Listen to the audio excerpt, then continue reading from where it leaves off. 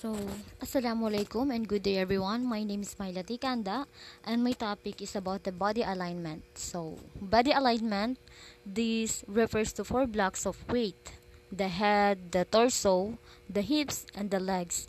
Your head should be sitting directly over your shoulders and ribs, which are situated directly over your hips and legs. Use your partner or a mirror to check your alignment and make adjustment accordingly. So, pinag-usapan natin about body alignment. Kumbaga, kung paano yung mga position or alignment na gagawin natin. Gagawin nating dance, ganun. So, kung ano yung mga body alignment. So, first dito dapat kasama mo yung partner mo through mirror, i-check nyo yung body alignment na gagawin nyo. So, para ma-adjust yung mga gagawin yung alignment. So, we have the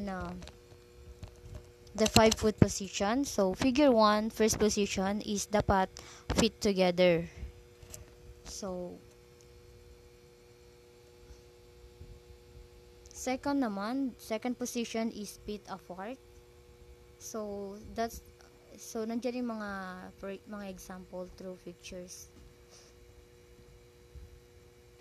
So, third position, heel to in step.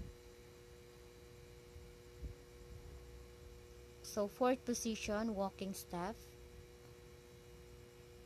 And fifth position, heel to toe. And to the points of contact, first position of point of contact naman is leader's left hand to follower's right hand.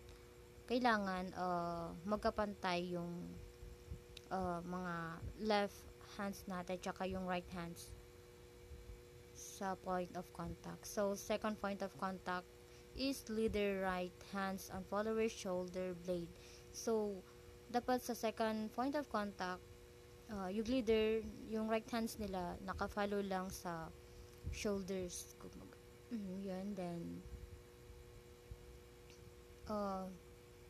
third point of contact naman, follower's arm on top of leader's arm. So, kailangan yung arm natin, nakapatong siya sa, kumbaga sa leader, kumbaga sa taas ng kamay ng leader.